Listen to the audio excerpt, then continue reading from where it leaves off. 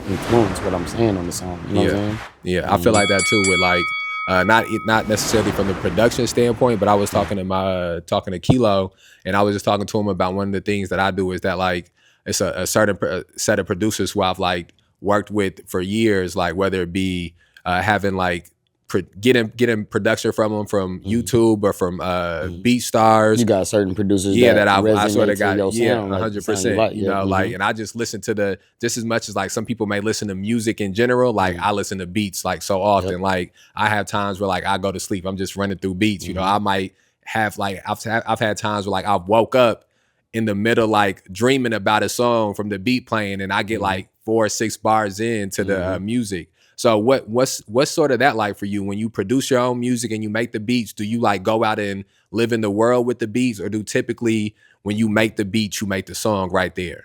Most of the time, if I make a beat, it's just a beat that I made, and then I'll come back to it and be like, I understand where I got this from. You know what I'm saying? But I don't necessarily think of like lyrics or what I want to say on the beat. I just like to make beats because I want it to sound good. Okay. But so it's sort of like separate things for you. Okay. Compartmentalized. Because I don't just make a beat specifically for a specific song, because I feel like that's kind of pushing it. You know what I'm saying? I want to make a beat that it don't even got to be for me. It could just be a beat that I made that I think sounds nice, and I can give it to anybody. Right. And if I go back and listen to it again, if I resonate with what I made, then I'll make something to it. Okay. So that was I've got an album back when I was going by Dead Boy Midnight. My first album was Dead as Boy Alive, and every beat on there, I made every beat. And I didn't plan on writing to these beats. They was just beats that I went through that I made, and I just made a whole album out of it. You know what I mean? Do you feel like it was like certain projects that you've made where you sort of like can look back and see like feel like a growth happen, like whether it was from recording or engineering or from an artist standpoint or production standpoint? All of my albums, I drop a lot of my albums on SoundCloud right now.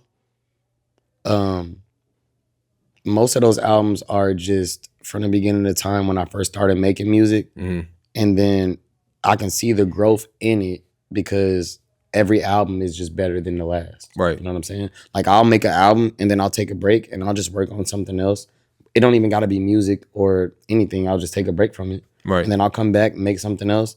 And then every time I listen to it, it's like, dang, I really grew. Like even lyric wise or beat wise. Right. Everything is growth. So my whole SoundCloud discography is like me pushing the limits every single time. You know what I'm saying? And not to cut you off, but I think that's one of the things too that's special about certain specific artists in the city who have like catalogs. Like you have a catalog of music, you know, and as somebody that sort of like kept up with your music, I can see that in the catalog and I can experience that in the catalog. I'm pretty sure I have the biggest catalog. You got a catalog, bro, for real. My cousin Mikey Lure will tell you, like he says, I have the godly catalog. That's what he says. Right. Like, I have the biggest catalog because he says that he's never heard anybody like when I'm in the studio,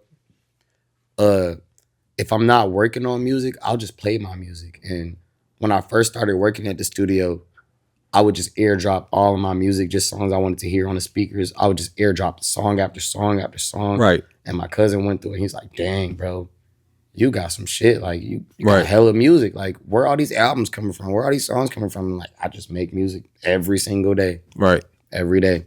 And it grows. And I know for a fact I got the biggest catalog in Rockford for sure. Yeah, and I think that's like